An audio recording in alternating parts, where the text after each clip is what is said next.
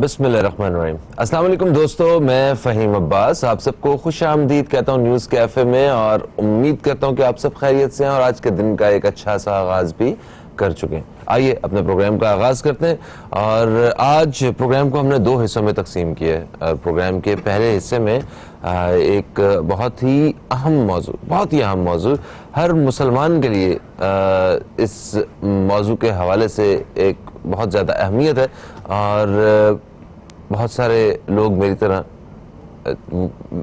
ان کی یہ بہت بڑی خواہش ہے کہ وہ اس پہ کام کر سکیں۔ ہم بات کرنے والے ہیں آج نماز کے حوالے سے، اور واقعی ہم نے اپنے پروگرام میں بہت سارے موضوعات پہ بات کی، اور دین اسلام کے حوالے سے بھی جتنے بھی ہمارے اسلامک ٹاپکس ہوتے ہیں اس پہ بھی ہم نے مختلف ٹاپکس پہ بات کی، اور اپنے مہمانوں سے ہم نے اویئرنیس حاصل کی، معلومات حاصل کی۔ تو آج نماز کے حوالے سے ہمیں بات کرنی ہے، نماز کی کتنی اہمیت ہے۔ ہم کبھی کبھی دیکھتے ہیں کہ ہم نماز کو اہم کہتے تو ہیں، مگر اس طرح ہماری پریکٹس میں جو ہے نا وہ نماز اس طرح نظر نہیں آ رہی ہوتی جس طرح ایک مسلمان کی زندگی میں نماز ایک اہم حصہ ہونی چاہیے۔ ظاہر سی بات ہے اس میں ہماری اپنی کوتاہی ہے، اور اللہ تعالی ہم سب کو 5 وقت کی نماز جو ہے وہ پڑھنے کی توفیق عطا فرمائے۔ اسی دعا کے ساتھ جو ہے آج ہم نماز کی اہمیت کے حوالے سے بات کریں گے۔ میں سب سے پہلے اپنا تعارف کراؤں گا اپنے مہمانوں کا۔ اپنے مہمان کا میرے ساتھ جو مہمان شخصیت موجود ہیں، یہ ایک اسلامک اسکالر ہیں، اور یہ قرآن اور احادیث کی روشنی میں آج اس موضوع کے حوالے سے ہمارے علم میں اضافہ کریں گے۔ جناب حکیم مولانا زبیر عباسی صاحب، آپ کو خوش آمدید کہتے ہیں۔ السلام علیکم، کیسے ہیں آپ؟ الحمدللہ ٹھیک ٹھاک ہیں؟ اللہ کا بڑا ماشاءاللہ۔ اس موضوع پہ بات کرتے ہوئے آج مجھے شرمندگی ہو رہی ہے، جو سچ بات ہے، کیونکہ اللہ تعالیٰ مجھے توفیق عطا فرمائے 5 وقت کی نماز ادا کرنے کی۔ خیر، اس کی اہمیت کے حوالے سے بات کرتے ہیں۔ نماز کی دین اسلام میں اہمیت وہ کیا ہے، قرآن و حدیث میں کیا چیزیں ہمیں ملتی ہیں، اس بارے میں فرمائیے۔ بسم اللہ الرحمن الرحیم۔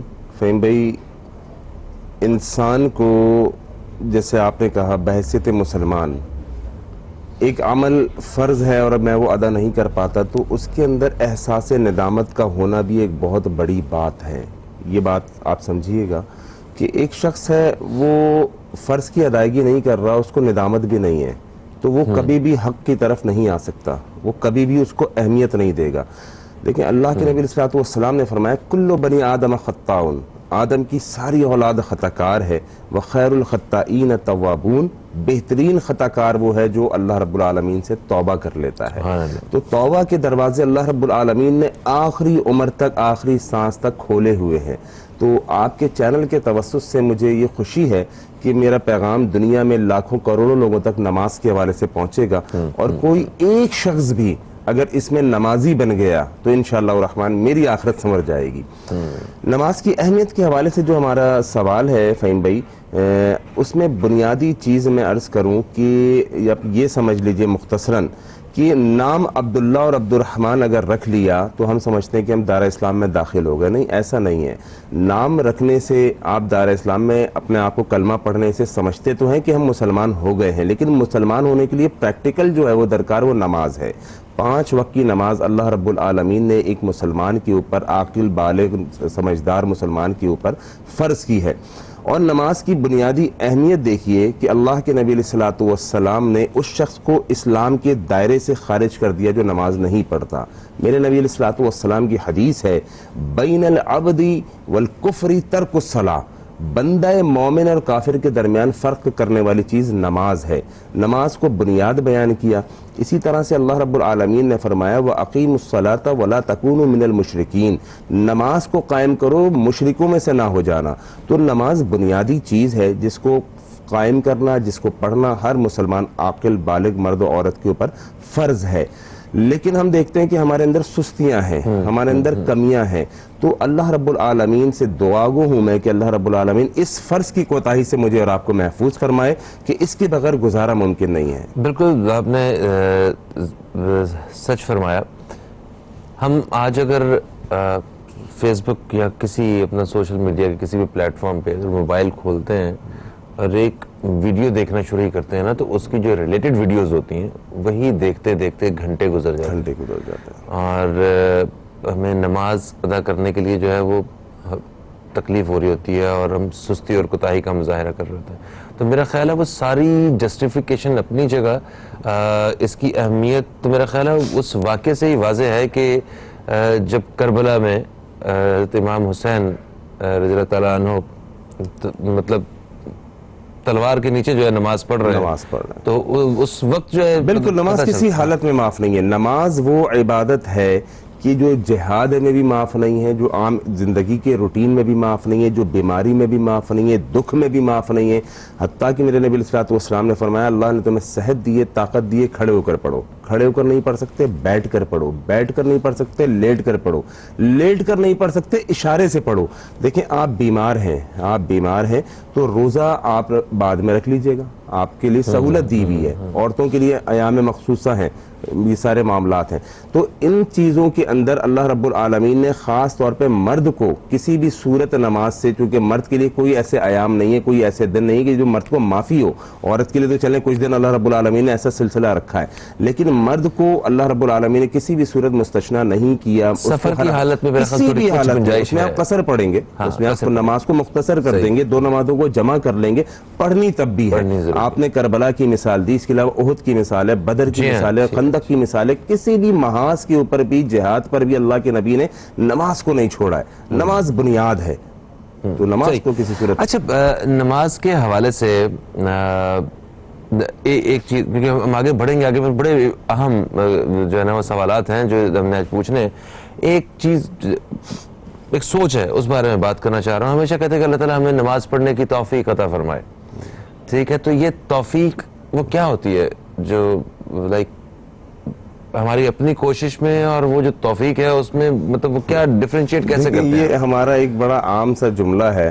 ہم کسی کو کہتے ہیں بھائی نماز پڑھو, تو وہ اس کا جواب ہوتا ہے یار بس میرے لیے دعا کرے اللہ مجھے توفیق عطا فرمائے. تو اللہ رب العالمین نے اس کو توفیق دی ہوئی ہے, اللہ رب العالمین نے اس کو اچھے اور برے رستے کی تمیز دی ہوئی ہے. ٹھیک ہے, تو یہاں پر شراب بھی پڑی ہوئی ہے, یہاں پر مثال کے طور پہ پانی بھی پڑا ہوا ہے. انتخاب میرا ہے کہ میں کس چیز کو چوز کرتا ہوں.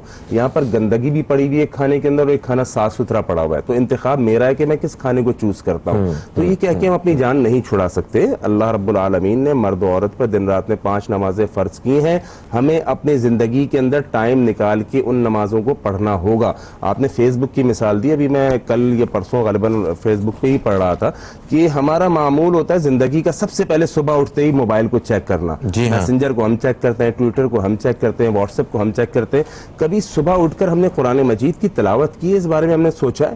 میرے ناظرین سوچیں کہ قرآن مجید کی تلاوت کیے ہوئے ہمیں کتنا عرصہ گزر گیا ہے, کتنا وقت گزر چکا ہے کہ ہم نے اللہ کی کتاب کو کھول کے نہیں پڑھا. حالانکہ موبائل کو ہم روزانہ دن میں ہر منٹ کے بعد ہم موبائل کو دیکھتے ہیں, لیکن اللہ کی کتاب قرآن مجید اس کو موبائل میں بھی میرا خیال ہے پڑھ سکتے ہیں. بالکل پڑھ سکتے ہیں, موبائل میں موجود. میں اکثر موبائل قرآن مجید موبائل میں پڑھتا ہوں, اذکار جو ہے موبائل سے دیکھ کے کرتا ہوں, تو اس میں تو کوئی قباحت نہیں ہے. ٹھیک ہے, آگے بڑھتے ہیں جناب. جتنے بھی مقاصد فکر ہیں ان سب میں مختلف نماز کے طریقوں پہ تو بات ہوتی ہی ہے. ہر وہ مطلب یہ موضوع ہر جگہ زیر بحث ہے, ہر مکاتب فکر میں. مگر جو اس کا اسینس ہے نماز کا, ہے نا, وہ نہیں بدلنا چاہیے, اس میں کوئی اختلاف نہیں ہونا چاہیے. تو نماز کا جو صحیح طریقہ ہے جس سے ہم اپنے رب تک جو ہے وہ پہنچ سکیں اور وہ ایک جو کنیکشن ہے اس کو بنا سکیں, وہ کیا ہے؟ اور وہ نماز جو رسول پاک صلی اللہ علیہ وآلہ وسلم نے اپنی زندگی میں پڑھی, انہوں نے تو میرا خیال مختلف طریقوں سے نماز پڑھی جو ہم نے سنا ہے, اس حوالے سے بھی بیان کیجیے گا. دیکھیں, اللہ کے نبی علیہ الصلوۃ والسلام زندگی کے ہر معاملات میں ہماری رہنمائی کر گئے. بحیثیت مسلمان اسے ہمیں ایکسیپٹ اور ایڈمٹ کرنا پڑے گا. اللہ رب العالمین نے سورۃ الاحزاب کے اندر لقد کان لکم فی رسول اللہ اسوۃ حسنہ کہہ کے نبی علیہ الصلوۃ والسلام کی پوری زندگی کو میرے آپ کے لیے امت کے لیے ماڈل, ایگزامپل اور نمونے کے طور پہ پیش کیا ہے. قرآن مجید سورۃ الحشر میں اللہ رب العالمین نے فرمایا ما آتاکم الرسول فخذوہ وما نہاکم عنہ فانتہوا, جو چیز رسول تمہیں دے دیں اس چیز کو لے لو, جس چیز سے رسول تمہیں روک دیں اس چیز سے رک جاؤ. بس یہی اسلام ہے. اب نماز کے آپ نے کہا کئی طریقے سے اللہ کے نبی علیہ السلام نے نماز پڑھی ہے. میں نے کہا اختلاف رائے کا ہونا یہ کوئی ایسی بات نہیں, ایسا سبب نہیں ہے, بشرطے کہ ایک تہذیب اور تمیز کے دائرے میں آپ اپنی بات کا اظہار کریں. میرے اپنے نزدیک, ٹھیک ہے, میرے اپنے نزدیک اللہ کے نبی علیہ السلام نے ایک ہی طرح سے نماز پڑھی ہے اور ایک ہی طرح سے نماز پڑھ کے دکھائی ہے. اب ایک کتاب ہے, یہ کتاب میں لے کر آیا ہوں, اس کتاب کو ناظرین میرے ملاحظہ بھی کیجئے, نماز نبوی کے نام سے یہ کتاب ہے. میری یہ درخواست ہے کہ تمام لوگوں سے اس کتاب کا ایک بار مطالعہ ضرور کریں. اس کے اندر کسی بھی فرد کی یا کسی بھی مسلک کی دعوت نہیں ہے. اس کتاب کی خاصیت یہ ہے کہ اس کتاب کے اندر کسی بھی مسلک کی دعوت نہیں ہے. اس کے اندر خاص اللہ کے نبی علیہ السلام کی احادیث ہیں اور اس کی سند کا بھی بیان کیا ہے, تخریج کا بھی بیان کیا ہے, تمام چیزوں کے حوالے بھی اس کے اندر موجود ہیں کہ اگر حدیث ہے تو کون سی کتاب کی ہے, اس کتاب کے اندر حدیث ہے تو اس کی سند کیسی ہے, ضعیف تو نہیں ہے, کمزور تو نہیں ہے, مستند ہے. تو اس کتاب کا لازمی میرے ناظرین مطالعہ کریں. اس کتاب کے حوالے سے میں آپ احباب کو یہ بات بتاتا چلوں کہ اس کتاب کے اندر اللہ کے نبی علیہ السلام کی نماز کا پورا نقشہ موجود ہے اور ریفرنسز کے ساتھ موجود ہے. بعض کتابیں ایسی موجود ہیں کہ کسی شخصیت کی طرف, کسی امام کی طرف نسبت کر کے اس کتاب کا نام دیا گیا ہے, لیکن یہ وہ کتاب ہے جس کے اندر ہم نے اللہ کے نبی علیہ السلام کی نماز کا نقشہ کھینچا ہے. اب بعض میرے ناظرین کو ہو سکتا ہے میری بات سے اختلاف ہو, تو اختلاف رائے ہونا کوئی بری بات نہیں ہے. اختلاف رائے کی صورت میں آپ اپنی رائے دیجئے, اپنی رائے کا آپ بھی اظہار کر سکتے ہیں. اب میرے نزدیک اللہ کے نبی علیہ السلام نے ایک طرح سے نماز پڑھ کے دکھائی ہے اور صحابہ کو اس کے بعد کہا سلو کما رأیتمونی اصلی. میرے صحابہ, بخاری کی حدیث ہے, نماز اس طرح سے پڑھنی ہے جس طرح مجھے محمد کو صلی اللہ علیہ وسلم پڑھتے ہوئے دیکھا ہے. اب ایک عام ناظرین کے لیے عام بات کروں گا, علماء کی گفتگو تو نہیں ہو رہی ہے, مجھے دیکھنے والے موسٹلی اس وقت عام ناظرین ہیں, تو ان کے لیے عام سی بات کروں گا. احادیث کی بہت ساری کتب موجود ہیں, بخاری بھی ہے, مسلم بھی ہے, فلاں بھی, ترمذی بھی ہے, ابن ماجہ بھی ہے, ابو داؤد بھی ہے, سنن نسائی بھی ہے. تو ان تمام بکس کو جب ہم مطالعہ کرتے ہیں تو ہمیں معلوم چلتا ہے کہ بخاری بعد از قرآن, بخاری کا سب سے اعلیٰ مقام ہے.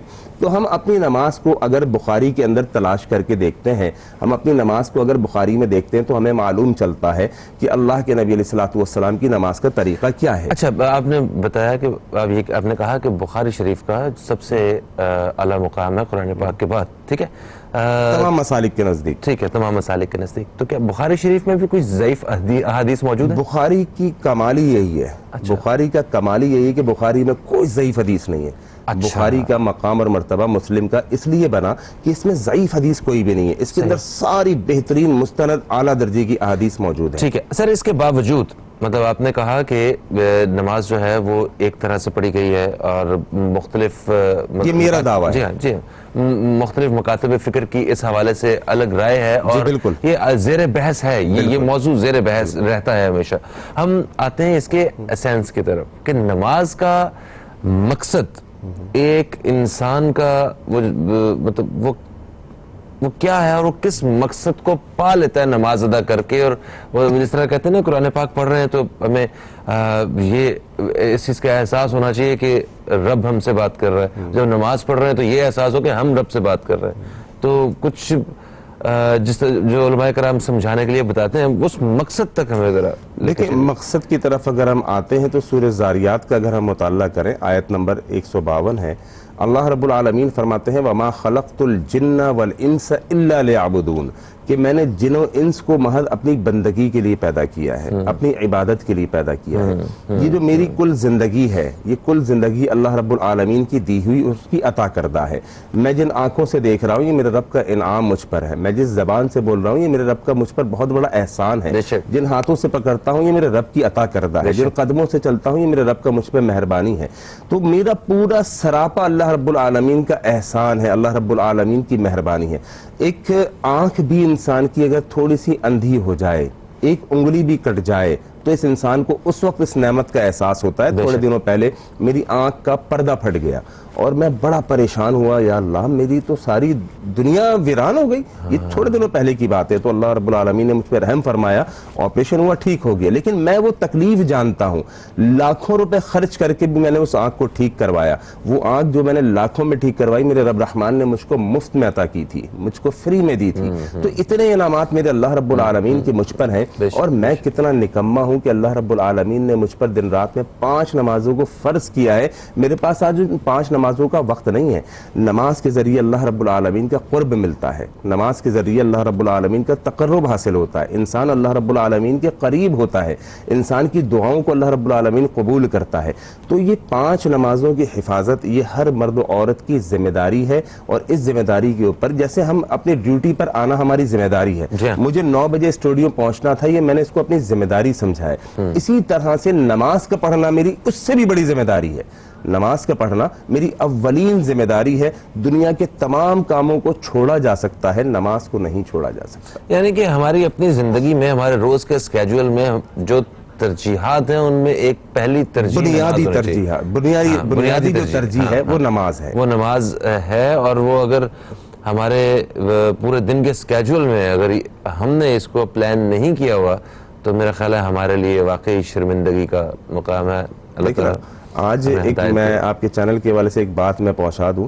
لوگ حکمرانوں کو برا بھلا کہہ رہے ہیں, لوگ حکمرانوں کو گالیاں دے رہے ہیں کہ معاشرے میں بے حیائی پھیل گئی.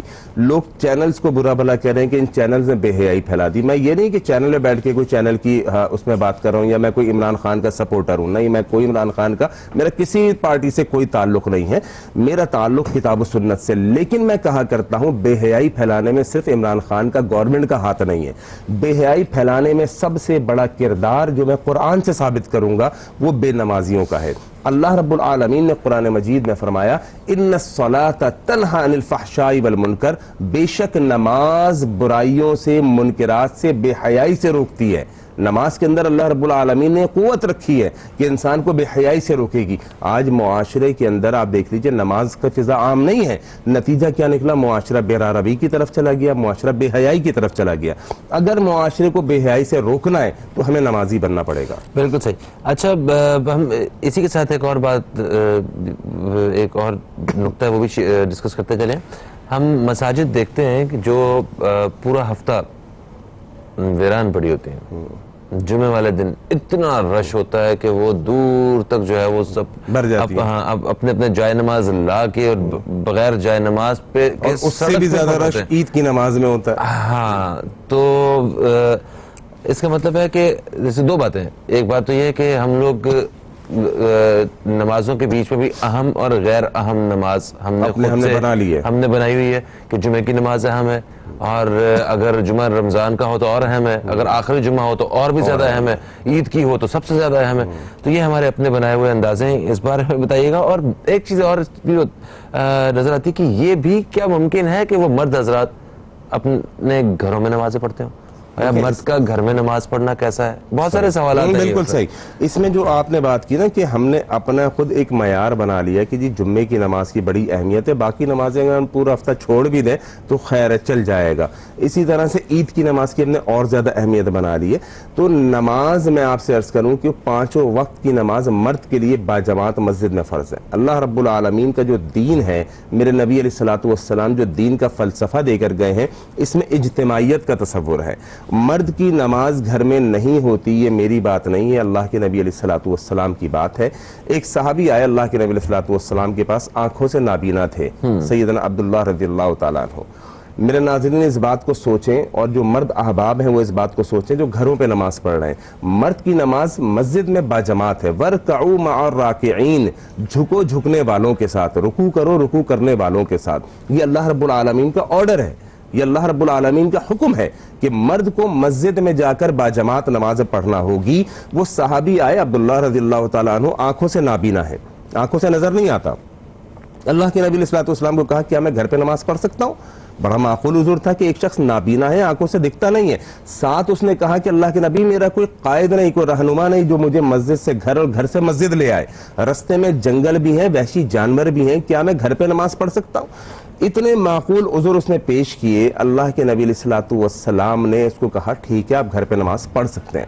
ابھی سائل سوال کر کے دروازے تک پہنچا نہیں کہ وحی کا نزول ہو گیا. ما ینطق عن الہوی ان هو الا وحی یوحی. سورہ نجم میں اللہ رب العالمین فرماتے ہیں نبی اپنی جانب سے کچھ نہیں بولتا, ان هو الا وحی یوحی, یہ وہ بولتا ہے جو اللہ کی وحی ہوتی ہے. اس سائل کو واپس بلایا, سائل کو واپس بلا کر کہا تو نے کیا سوال کیا تھا دوبارہ کر. اس نے دوبارہ وہی سوال کیا, میں آنکھوں سے نابینا ہوں, کیا گھر پہ نماز پڑھ سکتا ہوں؟ اللہ کے نبی علیہ الصلوۃ والسلام نے فرمایا کیا تو اذان کی آواز سنتا ہے؟ اتسمع النداء، کیا اذان کی آواز تیرے کانوں میں آتی ہے؟ قال نعم، کہنے لگا ہاں اللہ کے نبی اذان کی آواز تو سنتا ہوں۔ فاجب، کہا بس پھر تجھے مسجد میں آ کے جماعت سے نماز پڑھنا پڑے۔ اللہ اکبر، آنکھوں سے نابینا کو اجازت نہیں دی گھر میں نماز پڑھنے۔ اللہ اکبر۔ ایک وقفے کا وقت ہے دوستو، وقفے سے واپس آتے ہیں تو اس موضوع پہ بات چیت کا سلسلہ حکیم مولانا زبیر عباسی صاحب سے جاری رہے گا، کہیں مت جائیے، اب تک دیکھتے رہیے نیوز کیفے، دیکھتے رہیے۔ ویلکم بیک، آپ دیکھ رہے ہیں نیوز کیفے، میں ہوں فہیم عباس اور حکیم مولانا زبیر عباسی صاحب ہمارے ساتھ موجود ہیں، اسلامک اسکالر ہیں، اور آج ان سے نماز کی اہمیت کے حوالے سے بات کر رہے ہیں۔ اچھا، وقفے سے پہلے آپ یہ بیان کر رہے تھے کہ ایک مرد، مسلمان مرد، اس کے لیے فرض ہے کہ وہ نماز ادا کرے اور مسجد میں جا کے کرے، اور اس کی نماز مسجد میں ہی قبول کی جائے گی۔ مرد کی نماز مسجد میں ہی ہوگی، گھر پہ نہیں ہوگی۔ میری بات ادھوری رہ گئی تھی، وقفہ آ گیا تھا۔ اللہ اس میں میرا ایک چھوٹا سا سوال اور ایڈ کر لیں کہ اگر مسجد میں لائک گھر میں یا دفتر میں یا کہیں بھی جو اذان کی آواز سن کے اس نے اپنا کام چھوڑ کے وہیں پہ اگر نماز پڑھ لی ہے تو کیا وہ اس نماز کی بالکل کوئی اہمیت نہیں ہوگی؟ میں انشاءاللہ کوشش کروں گا کوئی بھی بات اپنی رائے سے نہ کروں۔ میرے نزدیک جو ہے وہ معیار قرآن اور حدیث ہے، میں انشاءاللہ الرحمن اسی کی بنیاد پر بات کرنا چاہتا ہوں۔ اللہ کے نبی علیہ الصلوۃ نے فرمایا من سمع النداء، جس نے اذان کی آواز اپنے کانوں سے سنی۔ مردوں کے لیے بات ہو رہی ہے، مردوں کے لیے، خواتین کے حوالے سے بات کرتے ہیں ابھی ہم اس کے بعد، تو مردوں کے حوالے سے بات ہو رہی ہے۔ من سمع النداء، جس نے کانوں سے اذان کی آواز سنی اور اس کے باوجود وہ اپنی ہی جگہ پر، اپنے ہی گھر میں، مرد اپنے ہی گھر کے اندر، اپنے ہی دفتر کے اندر بیٹھ کر نماز پڑھتا ہے، اللہ کے نبی علیہ الصلوۃ نے فرمایا فلا صلاۃ لہ الا بعذر، اس کی کوئی نماز نہیں ہوگی ہاں اگر کوئی عذر تھا۔ اگر کوئی شخص کانوں سے اذان کی آواز سنتا ہے، کوئی مرد، اس کے باوجود وہ مسجد میں آ کے جماعت سے نماز نہیں پڑھتا اور اس کے بجائے اپنی خود نماز پڑھ لیتا ہے اپنے دفتر میں، اپنے گھر کے اندر، نبی علیہ الصلوۃ کا، مدینے والے امام کا فتویٰ ہے فلا صلاۃ لہ، اس کی کوئی نماز نہیں الا بعذر، ہاں اگر کوئی عذر تھا۔ عذر کیا ہے؟ بندہ ہوائی جہاز میں جا رہا ہے، ہوائی جہاز کو روک کر مسجد میں آ کے جماعت سے نماز پڑھنا اس کے بس میں نہیں ہے، یہ عذر ہے۔ بندہ سویا ہوا ہے، اٹھانے والا کوئی نہیں تھا، وہ نہیں اٹھ سکا، اس کی آنکھ نہیں کھل سکی، اس کا کوئی عذر قابل قبول ہے، وہ اٹھے اپنی نماز پڑھ لے، اس کی نماز ہو جائے گی۔ لیکن ایک شخص دکان پہ بیٹھا ہوا ہے، کاروبار کر رہا ہے، مستیوں میں لگا ہوا ہے، کوئی اور ادھر ادھر کی ایکٹیویٹی کر رہا ہے، دوستوں میں گپ شپ کر رہا ہے، اذان کی آواز بھی سنتا ہے پھر بھی مسجد جا کے نماز نہیں پڑھتا، کہتا ہے میں اپنی پڑھ لوں گا، نماز کا منکر نہیں ہوں، نماز نہیں چھوڑوں گا۔ ادھر ہی چار لوگ اکٹھے ہو کے اگر جماعت، مسجد کا حکم نہیں لگے گا نا، مسجد کا حکم نہیں لگے گا۔ اگر سفر میں ہے، کوئی ایسا مسئلہ ہے، سفر کے اندر ہے، وہ گاڑی روک کے اس کو مسجد نہیں مل رہی ہے، اب وہ کہیں گاڑی روکے اور چار بندے مل کے اپنی نماز پڑھ لیں، میرا یقین ہے اس کو انشاءاللہ جماعت کی نماز کا اجر ملے گا۔ لیکن میری بات ان کے لیے ہو رہی ہے جو آپس میں گپ شپ چل رہی ہے، آپس میں بات چیت چل رہی ہے، پکنک چل رہی ہے، کھانا پینا چل رہا ہے، اذان کی آواز سنتا ہے، کہتا ہے اپنی پڑھ لوں گا گھر پہ۔ نبی علیہ الصلوۃ نے فرمایا فلا صلاۃ لہ، اس کی کوئی نماز نہیں ہوگی۔ بلکہ اللہ کے نبی نے یہاں تک فرمایا میرا دل چاہتا ہے کچھ نوجوانوں کو جمع کروں اور ایسے گھروں کو جا کے آگ لگا دوں جو نوجوان، جو مرد حضرات گھروں میں بیٹھ کے نماز پڑھ رہے ہیں بلا فضول کے اندر، کوئی عذر نہیں ہے۔ تو اس صحابی سے مثال لے لینا جو آنکھوں سے نابینا تھا، اس کو اللہ کے نبی نے کہا کیا اذان کی آواز سنتا ہے؟ کہنے لگا ہاں سنتا ہوں۔ کہا پھر مسجد میں جماعت سے نماز پڑھو۔ تو اجتماعیت کا تصور اللہ کے نبی دے کر گئے ہیں۔ صحیح۔ اچھا، عورتوں کا مسجد میں نماز پڑھنا یہ کیسا ہے؟ کیونکہ آج کل ہم دیکھ رہے ہیں کہ خواتین کے لیے بھی جماعت کا باقاعدہ الگ انتظام کیا جاتا ہے پردے کے ساتھ، جمعہ کی نماز یا ویسے کوئی درس وغیرہ جب ہوتا ہے تو خواتین جب جاتی ہیں مسجد میں تو پھر ادھر ہی نماز کا الگ جماعت میں اہتمام بھی۔ خواتین کے حوالے سے میں یہ عرض کروں گا، اللہ رب العالمین کے دین کے اندر، پیغمبر علیہ الصلوۃ کی شریعت کے اندر پسندیدہ عمل یہ ہے کہ عورت گھر میں نماز پڑھے، پسندیدہ عمل یہ ہے کہ عورت گھر میں نماز پڑھے۔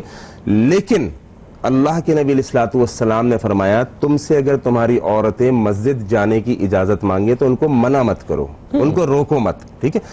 واحد ایک عید کی نماز ایسی ہے عید کی نماز کے لیے اللہ کے نبی علیہ السلام نے باقاعدہ عورتوں کو حکم دیا ہے کہ تم عیدگاہ میں آؤ اور مسلمانوں کی دعا میں شریک ہو. اچھا. عید کی نماز کے لیے حکم ہے باقاعدہ, حتیٰ کہ یہاں تک حکم ہے کہ اگر تمہارے عورتوں کے پاس ایک اوڑھنی ہے, ایک دوپٹہ ہے, ایک چادر ہے اور عورتیں دو ہیں, لیکن اب تم عیدگاہ تو ہے پھر بھی آنا پڑے گا. یہ نہیں ہے عذر کہ ایک ہمارے پاس دوپٹہ, ایک اوڑھنی, ایک چادر, اب ہم کیا کریں, ایک چلی جائے ایک رک جائے, نہیں, فرمایا دونوں کو آنا پڑے گا. ایک اوڑھنی دونوں کو کفایت کر جائے گی. اتنا شدت کا حکم ہے عیدگاہ میں آنے کا. یہاں تک فرمایا جو ایام والی عورتیں ہیں وہ بھی عیدگاہ میں آئیں گی, نماز کے مصلی سے ہٹ کے بیٹھ جائیں گی اور مسلمانوں کی اجتماعی دعا میں شریک ہوں گی. یہ حکم عید کے لیے تو ہے, لیکن باقی نمازوں کے لیے افضل یہ ہے کہ عورت گھر میں نماز پڑھے.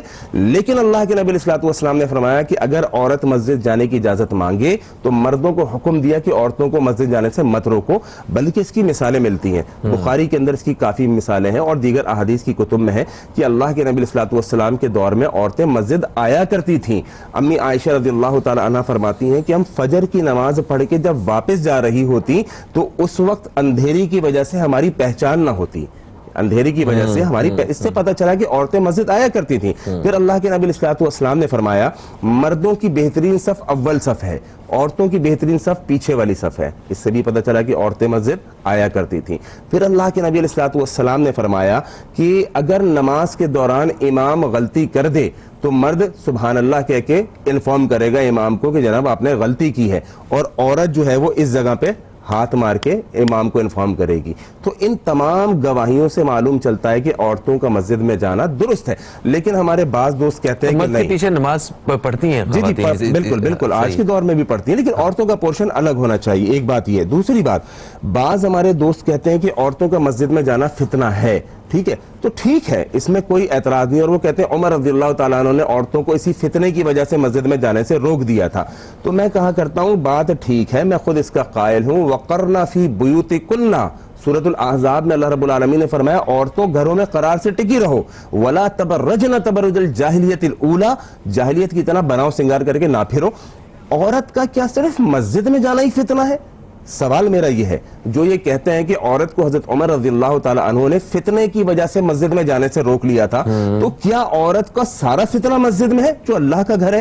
مارکیٹ جانے سے آپ نہیں روکتے, سینما ہاؤس جانے سے آپ نہیں روکتے, مخلوط گیدرنگ سے آپ نہیں روکتے, باہر جانے سے آپ نہیں روکتے, لیکن روکنا ہے تو صرف مسجد جانے سے, جس میں اللہ کا نبی صلی اللہ علیہ وسلم فرما رہے ہیں کہ اپنی عورتوں کو مسجد جانے سے مت روکو اگر وہ تم سے اجازت مانگتی ہیں. ہاں, پسندیدگی اللہ کے نبی نے ضرور بتائی ہے کہ عورت گھر میں پڑھے, یہ پسندیدہ ہے, لیکن مرد سے اجازت مانگے تو اس کو مت روکو. لیکن ہمارے یہاں معاملہ الٹ جا رہا ہے ہر چیز کے اندر, تو اس میں بھی الٹ ہو گیا. مسجد جانے میں فتنہ ہے, بازار جانے میں فتنہ نہیں ہے. حالانکہ مسجد تو اتنا پاک صاف اللہ کا گھر ہے.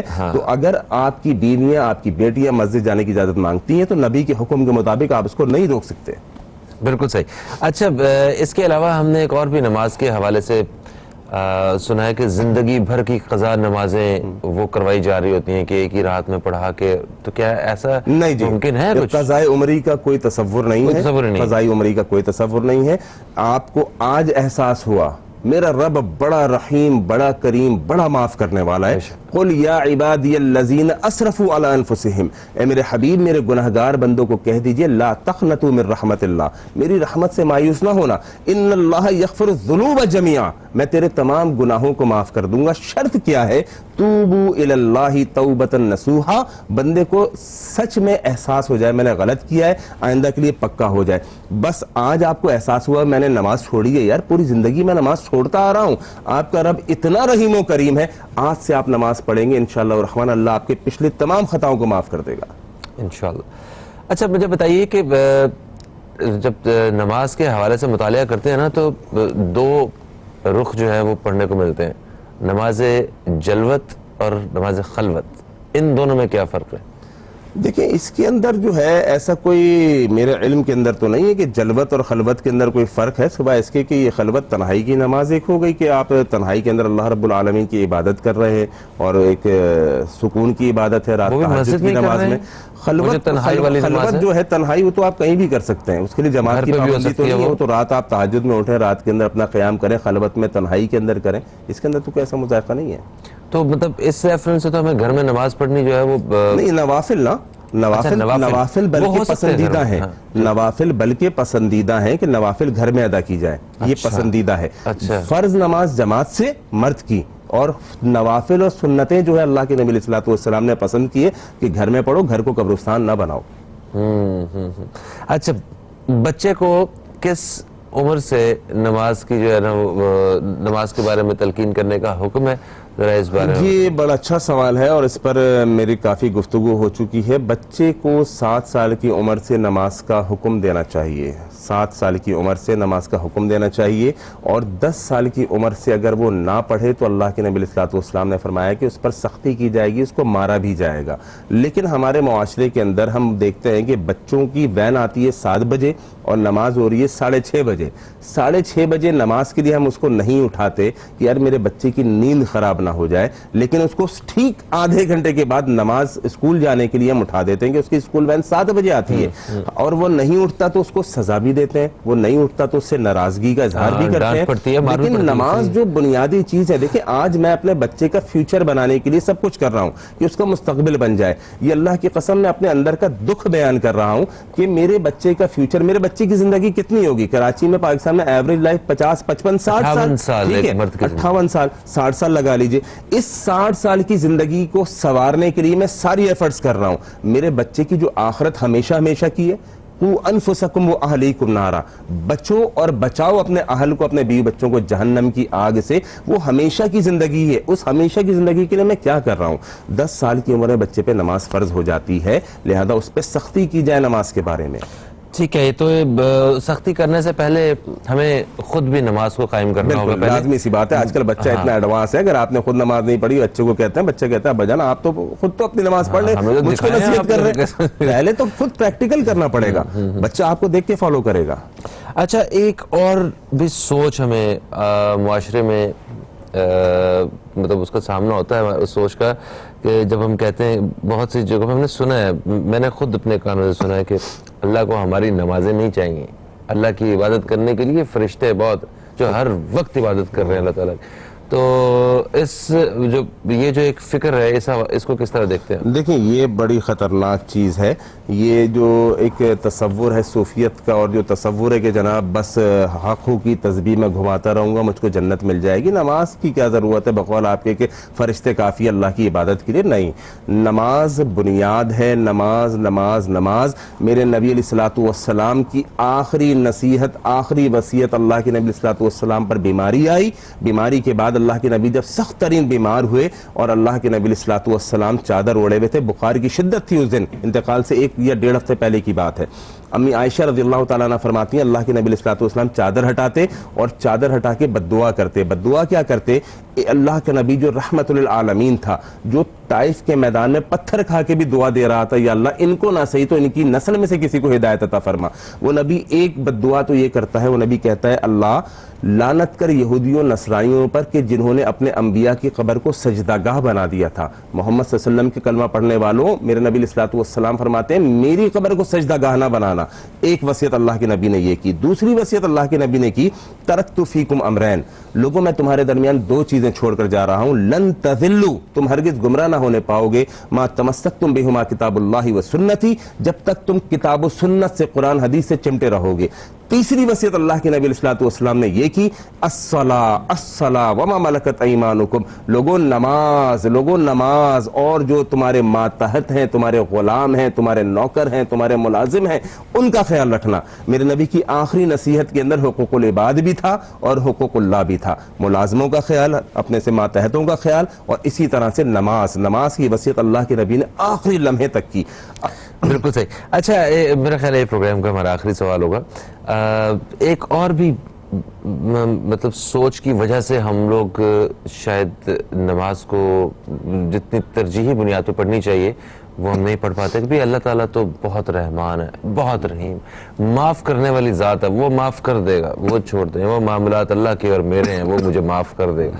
تو یہ خیال اللہ تعالیٰ کو واقعی رحمان اور رحیم جاننا, اتنا بڑا جاننا, یہ اچھی بات ہے, مگر اس کو اسی حوالے سے, اسی کے حکم کے حوالے سے ہم کہیں کہ وہ معاف کر دے گا, تو اس کو کیسے دیکھتے ہیں؟ یہ انتہائی خطرناک سوچ ہے کہ اللہ کو رحمان اور رحیم سمجھ کے انسان دھڑلے سے گناہ کرتا چلا جائے. دیکھیں, ایک ہے گناہ کرنا اور ایک ہے گناہ ہونا, دونوں میں بہت بڑا فرق ہے. گناہ کرنا اور گناہ ہونا, ٹھیک ہے, جان بوجھ کر گناہ کرنا کہ اللہ تو رحیم و کریم ہے، میں نماز چھوڑ بھی دوں گا اللہ مجھ کو معاف کر دے گا، اس پر پکڑ ہوگی، اس پر پکڑ ہوگی۔ لیکن ایک شخص انسان ہے، بشری تقاضے سے اس سے گناہ ہو جاتا ہے۔ لیکن ماعز اسلمی رضی اللہ تعالیٰ عنہ اللہ کے نبی علیہ الصلوۃ والسلام کے صحابی ہیں، ان سے زنا ہو گیا، زنا کر کے اللہ کے نبی کے پاس پہنچتے ہیں، طاہر نہیں یا رسول اللہ، اللہ کے نبی مجھ کو پاک کر دیجئے۔ کہا کیا ہوا؟ کہا اللہ کے نبی مجھ سے زنا ہوا ہے، حدیث طویل میں مختصر کر کے سنا رہا ہوں۔ اللہ کے نبی نے کہا کہ جاؤ اس کو سنسار کرو، سنسار کر کے صحابہ کرام اس کو دفنا کے واپس آ رہے ہیں، تو ایک صحابی کہتا ہے، ان میں سے ایک شخص کہتا ہے کہ ماعز کو اللہ کے نبی نے کتنا بچانا چاہ، دیکھو انجام کیا ہوا، یعنی کتنا برا انجام ہوا کہ سنسار بھی ہوا اور مر گیا۔ تو اللہ کے نبی کے کانوں میں آواز ہے، اللہ کے نبی علیہ الصلوۃ والسلام نے فرمایا تم میرے ماعز کے بارے میں ایسا کہتے ہو؟ اللہ کی قسم ہے میں نے خود دیکھا آسمان سے جنت کی حوریں آئی ہیں اور ماعز کے منہ میں جنت کے پھل اور میووں کو نچوڑ کر گئی ہیں، یعنی ماعز سے اس کا رب راضی ہو گیا۔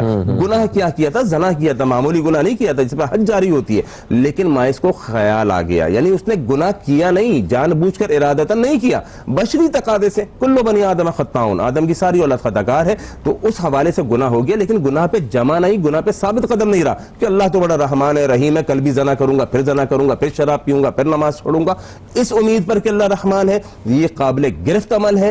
اس لیے اللہ رب العالمین کو رحمان رحیم ضرور سمجھیں، لیکن اس کے ساتھ یہ معاملات نہ کریں کہ ڈھٹائی کے ساتھ گناہ کرتے چلے جائیں۔ اللہ تعالیٰ ہمیں نماز پڑھنے کی توفیق عطا فرمائے، ہدایت عطا فرمائے اور سیدھے راستے پر چلنے کی توفیق عطا فرمائے۔ تھینک یو سو مچ حکیم صاحب، آپ تشریف لائے۔ دوستو ایک وقفے کا وقت ہے، وقفے سے واپس آئیں گے تو ہمارے ساتھ ہوں گے حضرت مولانا بشیر فاروق قادری صاحب، جن سے استخارہ شرعی اور روحانی رہنمائی کے حوالے سے ہم بات کریں گے۔ کہیں مت جائیے، اب تک دیکھتے رہیے نیوز کیفے، دیکھتے رہیے نیوز کیفے۔ میں ہوں فہیم عباس۔ پروگرام کے دوسرے حصے میں داخل ہو چکے ہیں۔ جمعرات کے روز پروگرام کے دوسرے حصے میں ہمارے ساتھ جو مہمان شخصیت موجود ہوتے ہیں ان کا میں تعارف کروا دیتا ہوں۔ ہمارے ساتھ اسٹوڈیو میں موجود ہیں حضرت مولانا جناب بشیر فاروق قادری صاحب۔ ہم آپ کو خوش آمدید کہتے ہیں۔ السلام علیکم، اور کیسی طبیعت آپ کی؟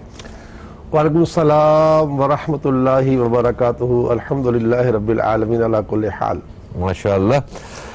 دوستو آپ کو بتاتے چلوں کہ آج آپ سب دوست پروگرام کا حصہ بن سکتے ہیں۔ پروگرام کا حصہ بننے کے لیے آپ کو یہاں اسکرین پہ یہ نیلی پٹی میں نمبر نظر آ رہے ہیں، یہاں پہ کال کرنا ہوگا۔ کال کر کے آپ اپنی زندگی سے متعلق کوئی بھی شرعی اور روحانی مسئلے کے حوالے سے کوئی رہنمائی حاصل کرنا چاہتے ہیں تو وہ حاصل کر سکتے ہیں، اور خصوصی طور پہ استخارہ کے حوالے سے آج کی ہماری نشست رہے گی۔ آپ دوست اگر کسی بھی حوالے سے استخارہ کروانا چاہتے ہیں تو آپ کال کر سکتے ہیں، اپنا سوال جو ہے وہ پیش کر سکتے ہیں، اور وہ ہمیں کچھ تھوڑا سا وقت درکار ہوگا اس کے لیے، ایک وقفے کا وقت۔ تو دوران وقفہ آپ کا استخارہ کر لیا جائے گا، جب واپس آئیں گے تو پھر استخارے کے حوالے سے بتا دیا جائے گا کہ کیا اشارہ ملا ہے۔ تو وہ استخارہ کے لیے آپ رشتوں کے حوالے سے، کاروبار کے حوالے سے، اپنے وہ ایسے خیالات جس میں آپ کو لگتا ہے کہ شاید کسی نے کوئی بد عملیات وغیرہ کی ہوئی ہیں یا کچھ ایسے معاملات ہیں، تو اس بارے میں آپ سوال پوچھ سکتے ہیں۔ وقفے سے پہلے ہم بات کر رہے تھے نماز کی اہمیت کے حوالے سے، ایک بڑا اہم موضوع تھا۔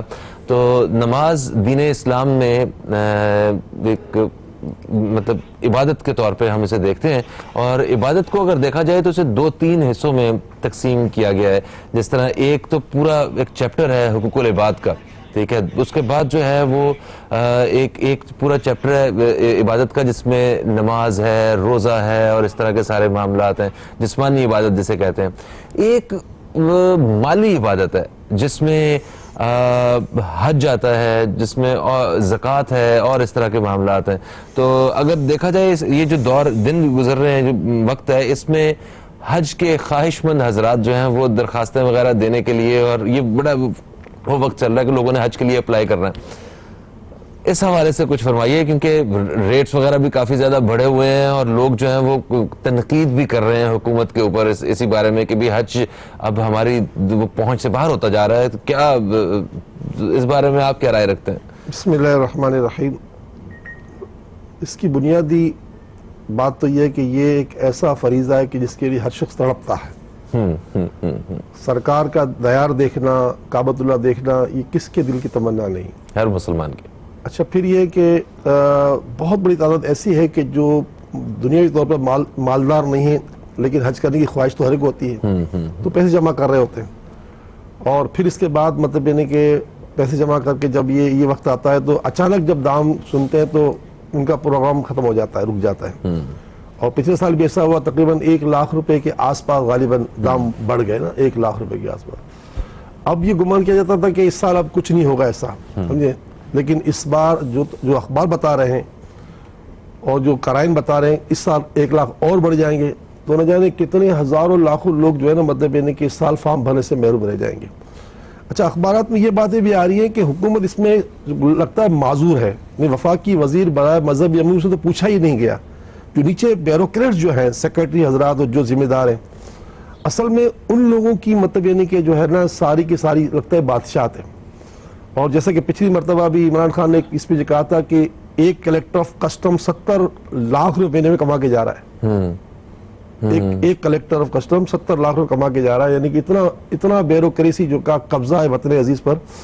تو اس وقت میں کہوں گا کہ موقع اچھا ہے, سوال بھی آپ کا بڑا اچھا ہے.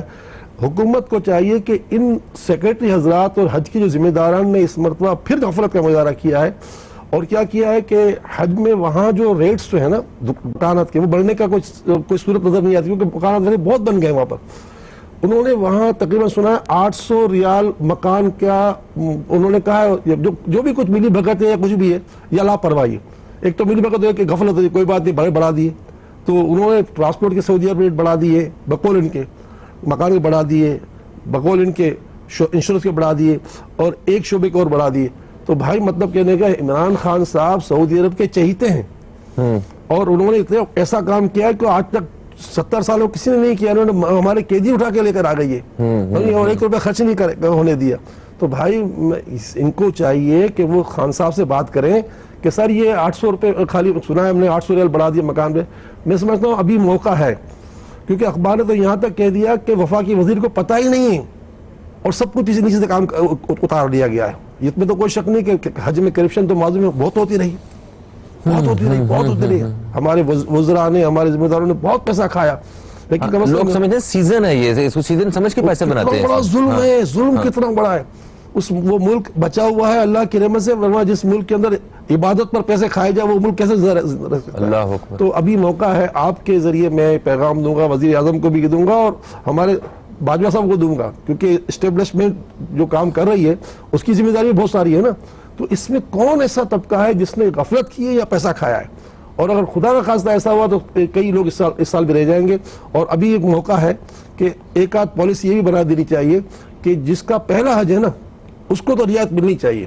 ایک آدمی نے 6 حج کیے ہیں اور میرے ماشاءاللہ 3 حج ہو چکے ہیں. اب میں اگر جانا چاہوں تو مجھے اگر چانس نہیں ملے تو کوئی حرج نہیں نا, لیکن جس کا پہلا حج ہے اور 25 سال سے پیسے جمع کر رہا ہے اس کے ساتھ زیادتی ہو رہا ہے, بہت بری بات ہے.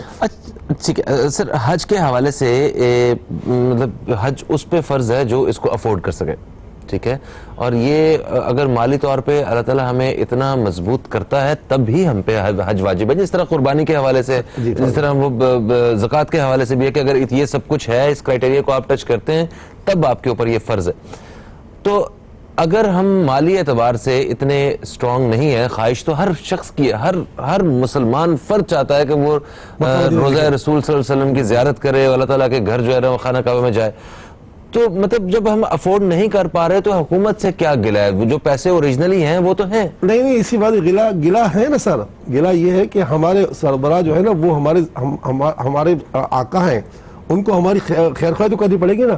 یعنی خاموخواہ غفلت کرنا, غفلت کی وجہ سے جو کام ہوا اس پہ وجہ سے ابھی بھی رک ہو سکتا ہے. آج کی تاریخ میں بھی اگر عمران خان صاحب اس کو ایکشن لے نا تو کوئی مشکل نہیں ہے, پچھلے سال کے پیکیج میں آ سکتا ہے. یہ کہا جا سکتا ہے کہ بھائی کرنسی کا ریٹ گرے تو کرنسی کا ریٹ کتنا فرق پڑ گیا ہے. اس وقت ہو سکتا ہے $130 ہو, 125 فرق پڑا ہے ڈالر پر, تو ریال پہ تو 8 فرق ہوگا نا. تو ممکن ہے سب کچھ ہو سکتا ہے انشاءاللہ. ایک کالر ہمارے ساتھ ہے, جلدی سے شامل کرتے ہیں. السلام علیکم جی, کون ہے ہمارے ساتھ؟ ہیلو السلام علیکم. وعلیکم السلام, کون ہے ہمارے ساتھ؟ ہاں میرا نام سمیرہ, میں کراچی سے بات کر رہی ہوں. سمیرہ صاحبہ کراچی سے, آپ کو خوش آمدید کہتے ہیں, کیا پوچھنا چاہیں؟ بیٹا آپ نے یہ بہت اچھا سلسلہ شروع کیا ہے, بہت رہنمائی ملتی ہے اور دعاؤں میں بھی شامل ہوتے ہیں. مجھے مولانا صاحب سے بات کرنی ہے. جی آپ کو سن رہے ہیں, اپنا سوال بتائیے. جی مجھے اپنے بچوں کے بارے میں, ان کی شادیاں, اور اللہ تعالیٰ ان کے رزق میں برکت کرے, رزق کی برکت. آمین آمین. ٹھیک ہے, ہم آپ کا سوال, میری بیٹی ممل اور بیٹا قادر نواز. نام دوبارہ سے بتائیے. بیٹی کا نام مومل مومل اور بیٹا قادر نواز. دونوں کی شادیاں اور رزق میں برکت کے لیے مجھے کچھ پڑھنے کے لیے دیجیے اور استخارے کے ذریعے جو آپ بتائیے. ٹھیک ہے, بہت بہت شکریہ. بہت شکریہ جی, بہت شکریہ, بہت شکریہ. اوکے جی, یہ ہو گیا.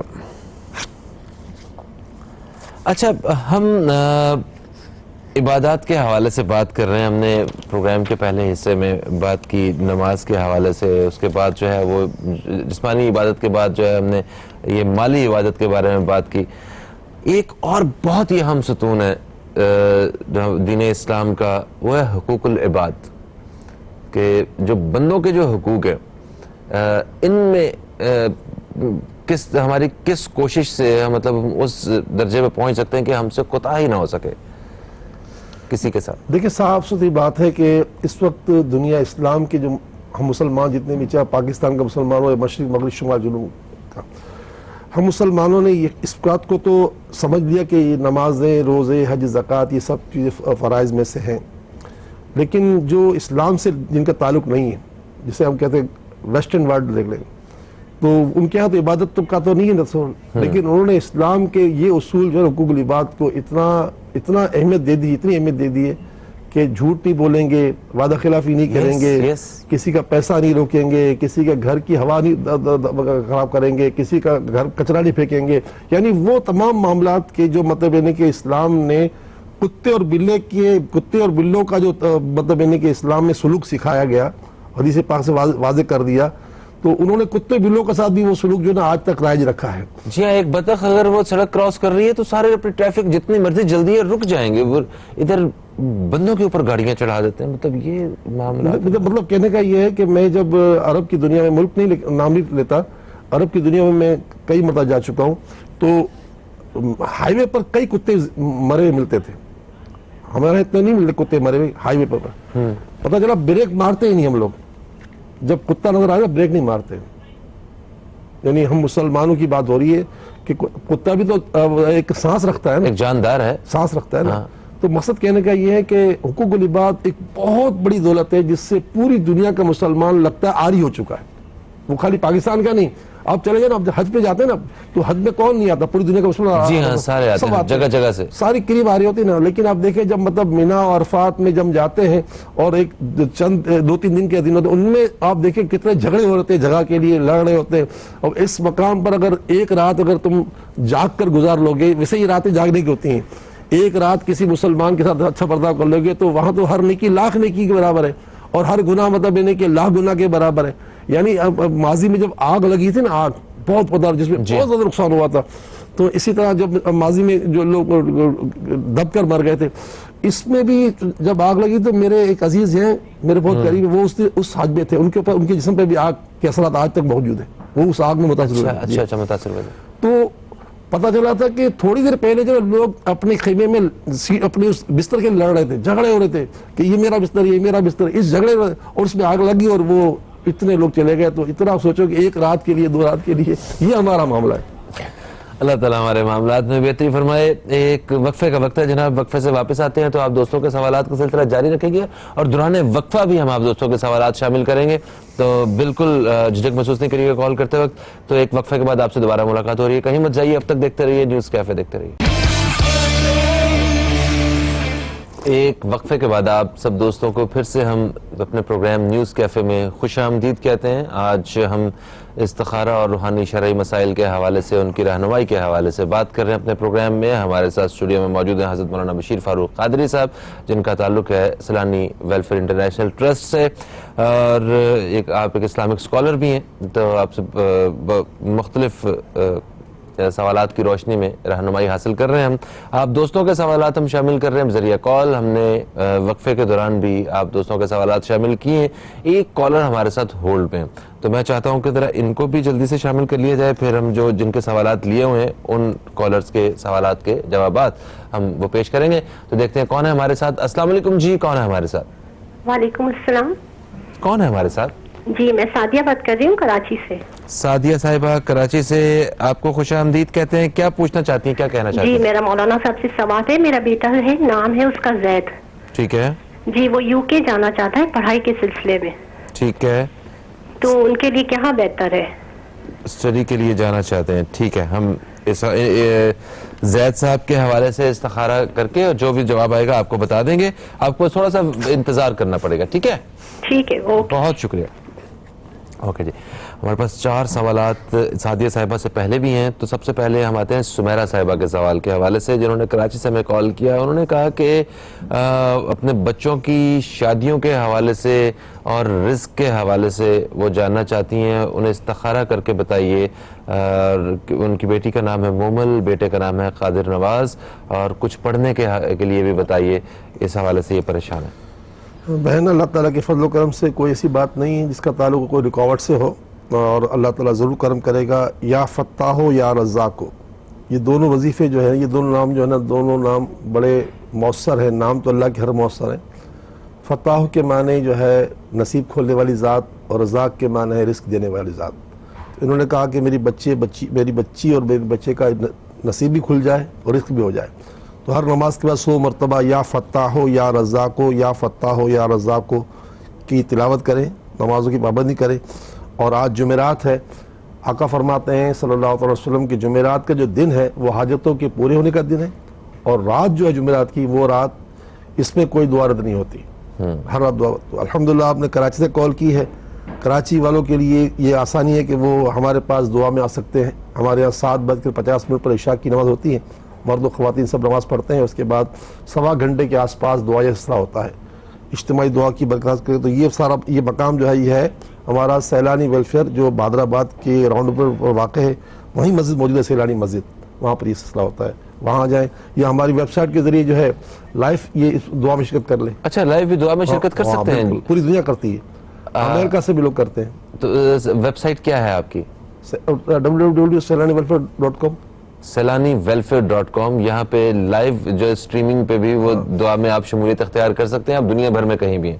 ایکسیلنٹ، یہ تو بڑا زبردست کام کیا آپ. اچھا جی، جاوید صاحب کی کال آئی ہے ہمیں کراچی سے. انہوں نے کہا کہ خاتون مسز جاوید تھی، خاتون سوری جاویدہ صاحبہ کی کال آئی ہمیں کراچی سے. انہوں نے ان کا بیٹا ہے شایان، ٹھیک ہے، اور جاویدہ صاحبہ نے کہا کہ ان کے شوہر نہیں ہیں. گاڑی خریدنا چاہتے ہیں یہ شایان، تاکہ کسی کیب سروس میں کام کر کے وہ یہ ایک سپورٹ کر سکیں، اور ساتھ ساتھ وہ ہوٹل مینجمنٹ میں پڑھ تو رہی ہیں. تو کیا ان کا گاڑی لینے کا فیصلہ درست ہے؟ کچھ تھوڑے سے پیسے ان کے پاس پڑے ہوئے ہیں، کچھ انہوں نے اور اکٹھے کرنے ہیں. تو استخارہ کر کے بتائیے کہ کیا یہ فیصلہ صحیح ہے؟ میں استخارے میں اشارہ یہ کہ گاڑی لے سکتے ہیں. یہ امی جان یہی ڈر رہی کہ خدا نہ خواستہ گاڑی مہنگی ہوتی ہے، پھر اس کے بعد کہیں لوگ گئی تو نقصان ہو جائے گا. تو اللہ حفاظت فرمائے. بس بچے سے بھی کہہ دیں، خود بھی عمل کریں کہ چلتے پھرتے اٹھتے بیٹھتے یا اللہ ہو یا رحمان ہو یا رحیم کا ورد خوب کریں. جب بندہ ذکر کر رہا ہوتا ہے تو اللہ تعالیٰ فرماتا ہے فَاذْكُرُونِي أَذْكُرْكُمْ، اے میرے بندے جس وقت تو مجھے یاد کر رہا ہوتا ہے میں بھی تجھے یاد کر رہا ہوتا ہوں. سبحان اللہ. تو بندہ یہ یا اللہ ہو یا رحمان ہو یا رحیم پڑھ رہا ہوتا ہے تو اللہ تعالیٰ کی رحمت اس پر چھماچم برس رہی ہوتی ہے. تو جہاں رحمت ہوگی وہاں زحمت کبھی آ نہیں سکتی. تو بہن آپ کی بیٹی کے لیے گاڑی لے کر چلانا جو ہے کیب کی صورت میں، اس کی استخارے میں اشارہ اجازت کی ہے. بالکل صحیح. پھر ہمیں کال آتی ہے شیخ محمد اسحاق صاحب کی لاہور سے. انہوں نے کہا کہ بیٹے کی شادی، اس کے رشتے کے حوالے سے جو ہے مجھے کچھ معلوم کرنا ہے. بیٹے کا نام ہے محمد شیراز اسحاق، اور جس بچی سے شادی طے پا رہی ہے وہ ہے ماورا مصور. تو ان والدہ کا نام بھی انہوں نے بتایا ان کا. تو ان کا استخارہ کر کے بتائیں کہ کیا ان دونوں کا رشتہ جو ہے وہ اچھا ہے. اسحاق صاحب، ہماری طرف سے اشارہ یہ ہے کہ رشتہ مناسب ہے. باقی چھان پٹک آپ خود کر لیجئے، دیکھ لیجئے، ہماری طرف سے اجازت ہے. اچھا ہے، آپ کی طرف سے اجازت ہے. اور اچھا، ویسے اس کے ساتھ ساتھ کچھ پڑھنے کے لیے بھی آپ ساتھ بتاتے ہیں کہ یہ کیونکہ آپ نے لفظ استعمال کیا مناسب، اجازت مطلب مناسب کہہ دوں، اجازت کہہ دوں، اجازت. لیکن پڑھنا تو اچھی بات ہے نا. تو اگر پڑھنا چاہتے ہیں تو اس کے لیے مطلب یہ نہیں کہ اللہ تعالیٰ کا یہ نام پڑھیں. یا ودود و 100 مرتبہ اللہ تعالیٰ محبت پیدا کرنے والی ذات ہے، ان کے دل میں آپ کے دل میں محبت پیدا ہو جائے گی. یا ودود و یا ودود و یا ودود، اس کے معنی اے محبت کرنے سب سے زیادہ محبت کرنے والی ذات. بالکل صحیح. اچھا پھر ہمیں کال آتی ہے نثار عباسی صاحب کی لاہور سے. وہ کہتے ہیں کہ ان کے بچے بیمار تھے 5 مہینے سے اور وہ منشیات کے مریض تھے, منشیات کے عادی, تو ان کو انہوں نے ایک ایسی جگہ داخل کروایا ہوا ہے جہاں پہ ان کا اس حوالے سے علاج ہو رہا ہے. تو پلیز استخارہ کر کے بتائیے کہ کیا میرے بچے ٹھیک ہو گئے, وہ اب اس مرض میں ابھی تو مبتلا نہیں ہے, میں ان کو واپس لے آؤں. انہوں نے یہ استخارہ کروایا. دیکھیں ہمارے پاس اشارہ یہ مل رہا ہے کہ انہیں ابھی نہیں لایا جائے. اچھا کچھ وقت, تو کتنا وقت اور دیا جائے؟ نہیں تو ان کا ایک وظیفہ ہوتا ہے 786 مرتبہ. ہاں بسم اللہ الرحمن الرحیم, بسم اللہ الرحمن الرحیم, بسم اللہ الرحمن, پڑھ کر اللہ سے دعا مانگے. اب اللہ کی 3 مرتبہ درود پڑھیں. اس وظیفے سے اب بندہ شراب چھوڑ دیتا ہے, نشہ چھوڑ دیتا ہے, تو خیر وہ تو پھر دم کر کے پانی پلانا پڑتا ہے. اب دم کر کے پانی نہ پلائے, بس دعا کر لے کافی ہے. لیکن ابھی اشارہ یہ ہے کہ انہیں لانے کی اجازت نہیں ہے, لانے کی اجازت نہیں. ٹھیک ہے. اچھا ویسے سیلانی ویلفیئر انٹرنیشنل ٹرسٹ, ہم آپ کے ادارے کے حوالے سے بات کرتے ہیں, مختلف شعبوں میں آپ کام کر رہے ہیں, تو کیا اس شعبے میں بھی کام کر رہے ہیں؟ کیونکہ یہاں پہ ہمارے ہاں جتنی بڑی بڑی آبادیوں والے شہر ہیں اس حساب سے جتنے ریہیبلیٹیشن سینٹرز یا کچھ نشے کے عادی افراد سے نکالنے کے لیے کوئی خاص انتظامات ہمیں نظر نہیں آتے. الحمدللہ ہمارے پاس جو انتظام ہے نا, انشاءاللہ دل بابا ہو جائے گا اس معاملے میں. ہم ایسا انتظام کرتے ہیں کیونکہ ہم نہ صرف ان کو مطلب ہے کہ اس مرض سے نکالتے ہیں بلکہ ان کو روزگار پہ لگانے کے سارے اہتمام کرتے ہیں. اچھا اب تو باقاعدہ ہم نے سلسلہ شروع کر دیا ہے کہ جو یہ سینٹر ہے اس سینٹر کے ساتھ ہی ہم جو ہے نا مطلب ووکیشنل سینٹر بنا رہے ہیں اسی کے ساتھ ہی, تاکہ وہیں سے فارغ ہو کر فوراً بچہ جو ہے نا مطلب یعنی کہ ٹریننگ حاصل کر کے پھر اچھا پھر ٹریننگ حاصل کر لے گا تو اس کو جاب بھی ہم دینے پر پابند ہیں. لیکن اس کی ایسی زندگی بن جائے کہ وہ ماشاءاللہ گھر والے ہمیں دعا ہی دیتے. اچھا دعا نہ دیتے ہوتے تو آج ہم یہاں تک نہیں پہنچ سکتے نا. آج ماشاءاللہ جو اتنا بڑا کام اللہ تعالیٰ ہم سے کروا رہا ہے تو یہ لوگوں کی دعاؤں سے نتیجہ ہے. تو ہم تو کام ادھورا نہیں کرتے الحمدللہ. ہماری کوشش ہوتی ہے, مومن ہے نا مومن, اس کا ایک فارمولہ اللہ نے دے دیا ہے. مومن وہ ہے جو خود اپنے لیے پسند کرے, دوسروں کے لیے وہ پسند کرے, وہ ہے مومن. تو یہ فارمولے پر ہم کوشش کرتے ہیں کہ اپنی پوری ٹیم کو اس کے لگا کے دیکھو, ہم کو اگر مومن بننا ہے نا تو کسی مسلمان کے لیے وہی سوچو جو اپنے سوچتے ہو, بس آسان طریقہ. سبحان اللہ. کراچی والوں کو بھی دعوت دوں گا, خدا نہ خواستہ کسی گھر میں ایسا شخص ہے, موسٹ ویلکم ہمارے پاس آئیں. ہم انشاءاللہ اس کو ٹریننگ اس کو منشیات سے بھی نکالیں گے اور ایک اچھا شہری بنائیں گے انشاءاللہ. اسے الحمدللہ رب العالمین روزگار تک پہنچائیں گے انشاءاللہ تعالیٰ. مطلب وہ جو شراب کی لت میں ہوں یا ہیروئن, شراب والے تو نہیں آتے, ہمارے ہیرو کے لوگ آتے ہیں, چرس ہو ہیروئن وغیرہ, شراب والے لوگ تو نہیں آتے. تو وہ جو زندگی سے بالکل بیچارے. اچھا آپ سنیں کہ حیران ہو گیا, سب سے پہلے تو ہم ان کا ہر طرح سے پورا ٹیسٹ کرتے ہیں کیونکہ وہ میڈیکل, جی اچھا, کیونکہ اس کو اس کے بغیر ہم داخل ہی نہیں کرتے اس میں, کیونکہ اس کو جب تک اس سے نہیں نکالیں گے تو وہ کئی اور مصیبتوں کا, کیونکہ یہ جب منشیات کے جو وہ ذرائع ہیں وہ انسان کے اندر کے بدن کو بہت تباہ کر رہے ہوتے ہیں, بہت تباہ کر رہے ہوتے ہیں. تو الحمدللہ ایک بڑا دیانتدار ادارہ ہے سیلانی. الحمدللہ ہم نے کہا نا پچھلے سال ہم نے تقریباً 4 ارب 40 کروڑ کا کام کیا ایک سال کے اندر, یعنی 440 کروڑ. تو دن مہینے میں دن کتنے, سال میں دن کتنے ہوتے ہیں, 365 دن. تو مطلب ایک دن میں 1.25 کروڑ سب سے زیادہ کا اللہ تعالیٰ نے ہم سے کام کروایا کم و بیش. ماشاءاللہ ماشاءاللہ, تعالیٰ آپ کو اور زیادہ ہمت دے. تو لوگوں کی دعا ہے بس, آپ دعاؤں کے حقدار. کالر ہمارے ساتھ ہیں, شامل کرتے ہیں. السلام علیکم جی, کون ہے ہمارے ساتھ؟ ہلو السلام علیکم جی, کون ہے ہمارے ساتھ؟ میں نثار عباسی لاہور سے. جی جی نثار عباسی صاحب, آپ کی کال ابھی لی تو تھی ہم نے.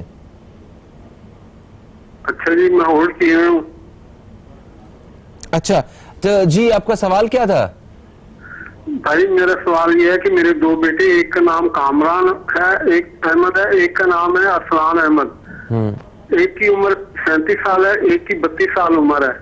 وہ نشہ کرتے تھے تو ان کو میں نے 5 مہینے سے ہاسپٹل میں علاج کے لیے بھیجا ہوا ہے. وہ کہتے ہیں ہم ٹھیک ہیں, وہاں سے لوگ بھی کہتے ہیں ٹھیک ہے, لیکن میری دل کی تسلی نہیں ہو رہی. آپ مجھے بتائیں, ان کی والدہ کا نام ہے حسن بانو, تو مجھے یہ بتائیں کہ میں ان کو لے آؤں, کیا وہ ٹھیک ہو چکے ہوں گے؟ نثار صاحب آپ پروگرام دیکھیے, ابھی ہم آپ کو بتا رہے ہیں. دوبارہ سے ریپیٹ تھوڑا سا. اچھا ہو سکتا ہے لائٹ نو. ہاں ہاں, تو آپ نے کہا کہ ابھی ان کو لانے کی اجازت نہیں مل رہی, ابھی اجازت نہیں مل رہی ہے, آپ تھوڑا سا ٹیلی فون ہولڈ پہ لگا, ٹیلی فون ہولڈ پہ کیے ہوئے تھے نا, اس لیے ہاں, پھر 786 مرتبہ بسم اللہ الرحمن الرحیم یہ پڑھنے کا آپ نے کہا ہے, اول آخر 3 دفعہ درود شریف پڑھ کے, تو یہ آپ ان پہ وہ دم کریں انشاءاللہ تعالی. دم سے بعد دعا کر, دم دادی کا ثابت تو ہوگا نہیں نا بچہ تو. ٹھیک ہے ٹھیک ہے. اچھا جی, یہ ہو گیا ہمارے پاس ابھی کچھ ایک وقفے کی طرف ہم نے پھر بڑھنا ہے. ہم حقوق العباد کے حوالے سے آج ہم نے بات کی تھی, تو میں چاہتا ہوں کہ تھوڑا سا اس میں ایک اور چیز بھی ایڈ کرتے جائیں. کوئی حقوق العباد کے حوالے سے وہ پہلا قدم کیا ہو سکتا ہے کہ جو بہت ہی آسان ہو, ہمیں بھی پتہ نہ چلے اور اس سے بڑے بڑے اثرات مرتب ہو رہے ہوں ہماری زندگی میں. مجھے 2 باتیں کرنے کا موقع دیں. امام اعظم ابو حنیفہ رضی اللہ تعالیٰ عنہ جو ہے نا, ایک مرتبہ جو ہے مطلب یعنی کہ ایک جگہ سے گزر رہے تھے, تو انسان ایک بعض اوقات کوئی کیچڑ وغیرہ ہوتی ہے, تو آپ کا پاؤں کیچڑ پڑا جیسے گیا نا, تو اس کے چھینٹے اڑے, اور چھینٹے اڑے تو ایک برابر جو مکان تھا نا اس کی دیوار پر وہ چھینٹے گرے. اچھا. تو امام اعظم اس پریشانیوں کو, کہ وہ دیوار تھی کچی, انہوں نے کہا اگر کسی طرح سے اس کو کھرچتا ہو نا تو مٹی بھی کھرچ چلی جاتی ہے. نتیجہ طرح سوچ ہی رہے تھے کہ اتنے میں اس گھر کا جو ہے نا گھر والا وہ باہر نکل آیا, وہ آپ کا مخلوص تھا. وہ سمجھا کہ آپ قرض لینے کے لیے آئے ہیں, وصول کرنے کے لیے, اس کی جان نکل گئی. تو وہ منت سماج کرنے کا, حضور مجھے معاف کر دیجیے, میں نے تاخیر. تو آپ نے کہا بھائی میں تم سے معافی تھوڑی منگوا رہا ہوں, میں تو خود پریشان ہوں. تو کیا پریشانی ہے؟ تو میں تمہارے گھر کے باہر گزرا تھا تو میرے پاؤں سے جو کیچڑ اڑی ہے نا وہ تمہاری دیوار پہ لگی, اور اب دیوار تمہاری کچی ہے, اگر میں اس کو صاف کرتا ہوں تو مٹی اڑ جاتی, میں اس سوچ میں پڑا ہوں. تو مقصد اس نے کہا حضور کیسی بات کر رہے, یہ سب کام میں کر دیتا ہوں.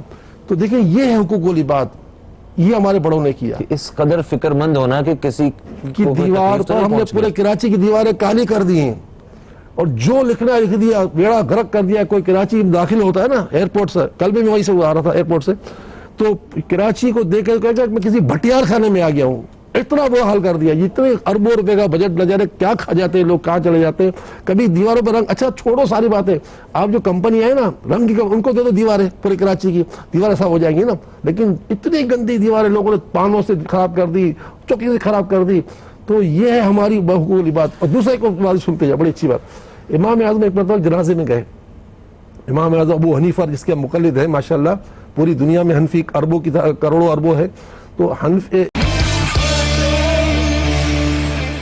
ویلکم بیک, آپ دیکھ رہے ہیں نیوز کیفے, میں ہوں فہیم عباس, اور آپ دوستوں کے سوالات کا سلسلہ جاری ہے.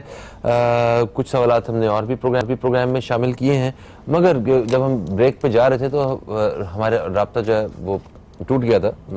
میں چاہتا ہوں کہ وہ پھر سے بتائیے. آپ نے صفائی کے حوالے سے بتایا, میں نے پوچھا تھا کہ حقوق العباد کے حوالے سے وہ چھوٹی چھوٹی وہ کون سی چیزیں ہیں, وہ چھوٹے چھوٹے قدم جن سے بڑے بڑے اثرات جو ہیں ہماری زندگی پہ مرتب ہوتے ہوں بہتری کی طرف. تو آپ نے کہا کہ صفائی کے, آپ شہر کراچی کا ذکر کیا آپ نے, کتنا بڑا شہر ہے, اتنے پڑھے لکھے لوگ رہتے ہیں یہاں پہ, اور اس کے باوجود سڑکیں کالی کی ہوئی ہیں, برا حال کیا ہوا ہے.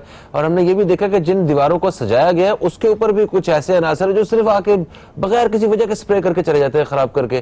اور اپنی بلڈنگز, ہم اپنے گھروں کو اندر سے بڑا صاف رکھتے ہیں, جوتے اتار کے جا رہے ہوں گے, چمکا رہے ہوں گے, اپنی ہی بلڈنگ میں اوپر جاتے تک جو ہے نا کونوں میں پان کی پیکوں کے ساتھ برا حال کیا ہوا ہے. شرم آتی ہے کبھی کبھی دیکھ کے کہ یہ ہمارا وہ شعور ہے. خیر, اس حوالے سے آپ نے بڑے واضح طریقے سے بتایا. قرض کے حوالے سے آپ بتا رہے تھے کہ آپ نے کہا کہ جس قرض سے نفع لیا جائے وہ سود ہے.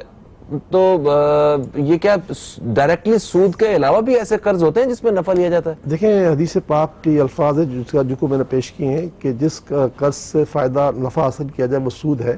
شرح تو بڑی تفصیل ہے, لیکن یہ یاد رکھیے گا اگر بالفرض فہیم سے میں نے جو ہے مطلب میں نے قرض لی, اب اس سے پہلے میرے کوئی ایسے دلی دینے کے تعلقات, اب اگر میں آپ کو گھر سے بریانی پکا کے بھجوا رہا ہوں تو اب یہ آپ کو مطمئن کرنے کے لیے تو یہ بریانی لینا آپ کے لیے جائز نہیں ہوگا, کیونکہ آپ نے زندگی میں کبھی لینا دینا تھا نہیں.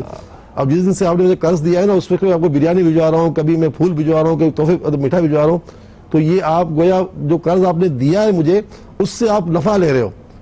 تو یہ ہمارے بزرگان دین نے اس سے سخت منع فرمایا ہے.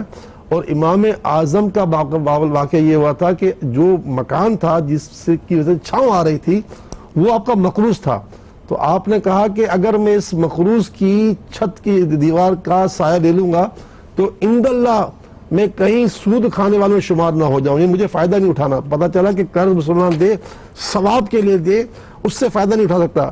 سود یہی ہوتا ہے نا کہ آدمی تو کے اوپر لیتا ہے نا. تو بس یہ کہ بات یہ ہے کہ جو آپ کی بات ایک پہلو چھوٹا سا اس میں اور ہے، معافی چاہتا ہوں آپ کی بات کٹ گئی. دیکھیں اگر کسی شخص نے اپنے کسی دوست سے اس نے قرض لیا ہے، مشکل میں تھا، اور اب وہ اسے قرض لینے کے بعد وہ جس نے قرض دیا اس سے زیادہ محبت کا اظہار کر رہا ہے، اور محسوس کر رہا ہے کہ یار یہ مشکل وقت میں یہ شخص سب کو چھوڑ کے میرے سامنے آیا اور اس نے مجھے قرض دیا ہے. تو اب اگر وہ اگر کوئی تحفہ وغیرہ اسے اگر دیتا ہے تو وہ تو قرض کی وجہ سے تو نہیں دیا، وہ تو اپنے دل میں جو اس کی محبت پیدا ہوئی ہے کہ مشکل وقت میں ایک کام آیا، ایک اچھا انسان ہے، تو اس کے لیے وہ کر رہا ہے. تب بھی وہ اس کے لیے شریعت نے کہا ہے کہ اگر تم کسی سے قرض لو نا، اچھا پہلے تعلقات ایسے تھے دینے لینے کے تو ایک الگ بات ہو جاتی ہے، لیکن اب کیا ہے کہ اگر میں نے آپ سے 1000 روپے قرض لیا، آپ کے لیے میرے دل میں محبت پیدا ہو گئی، جب میں دینے کی باری آئی نا تو اس میں نے 1100 اور ڈال دیے. اچھا تو یہ جائز ہے. اچھا یہ جائز ہے، یہ جائز ہے، یہ مستحب ہے کہ خوشی سے میں نے، آپ نے مجھے 1,00,000 روپے دیا، میں نے آپ کو 1,05,000 کر دے دیے، اور یہ 5,000 روپے یہ سود نہیں ہے، کیونکہ نہ آپ نے مجھے سود کے لیے پیسے دیتے نہ میں نے سود کے لیے لیے تھے. صحیح ہے. تو یہ تو آپ کے احسان کا میں نے ایک شکر ادا کر دیا، تو یہ جائز ہے، بالکل جائز ہے.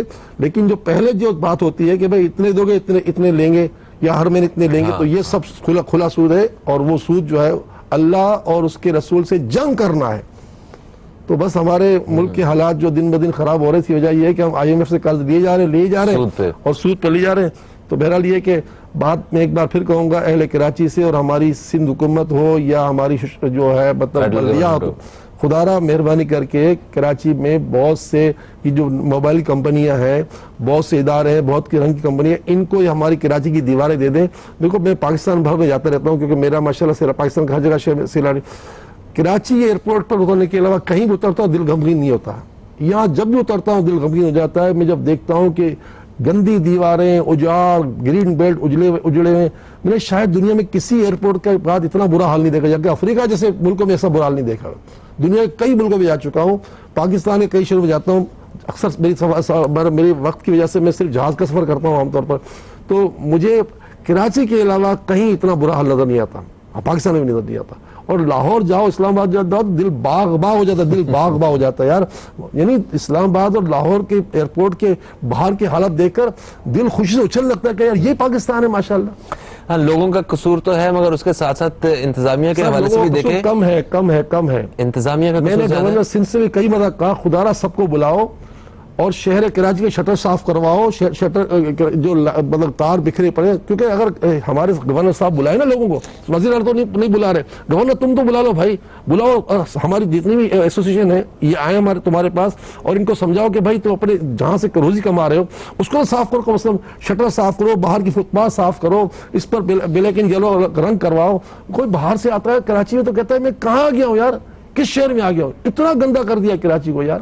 صحیح فرمایا سر. ویسے بھی اتنی بڑی بڑی آبادیوں والے شہروں کا کانسیپٹ جو ہے نا وہ دنیا میں اتنا کامیاب نہیں ہے، کیونکہ انہیں سنبھالنا بڑا سر آبادی نہیں ہے، شارع فضل کو صحیح کر دو بھائی. Yes you right.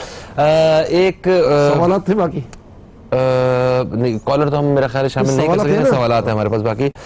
سعدیہ صاحبہ نے ہمیں کراچی سے کال کیا. انہوں نے کہا ان کا بیٹا ہے زید، وہ UK میں اسٹڈی کے لیے جانا چاہتے ہیں، تو بتائیے کہ کیا ان کے لیے مناسب ہے وہاں پہ جانا یا یہاں رہنا مناسب ہے؟ ہمارے استخارے کا اشارہ یہ ہے کہ نہیں جا سکتے. ٹھیک ہے، تو انہیں کوشش بھی نہیں کرنی چاہیے. کوئی بات نہیں، خود بھی استخارہ کر لیں. ہم 6 رکعت کا استخارہ دیتے ہیں. ہم کراچی سے کال کیے، ہم سے آ کے وہ طریقہ بھی لے لیں.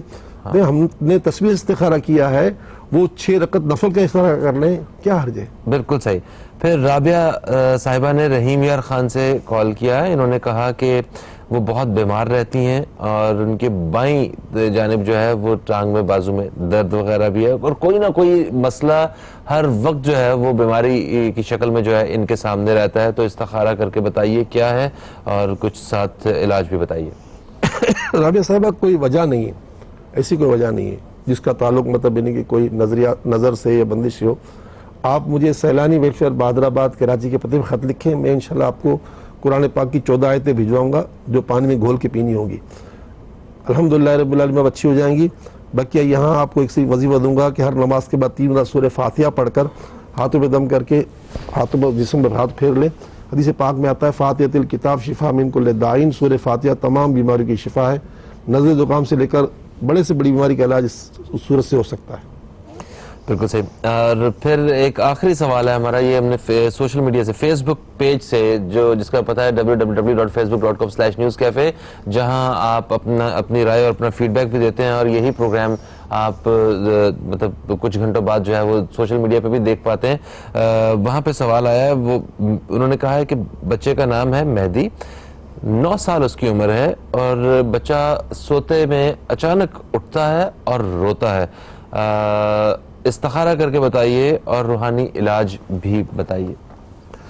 مہدی کے ساتھ مسئلہ تو کچھ بھی نہیں ہے، لیکن اس کا ایک خاص تعویذ ہوتا ہے اصحاب کاف کے ناموں کا تعویذ، جو ابن عباس رضی اللہ تعالی عنہما نے اپنے ارشادات میں بات بتائی.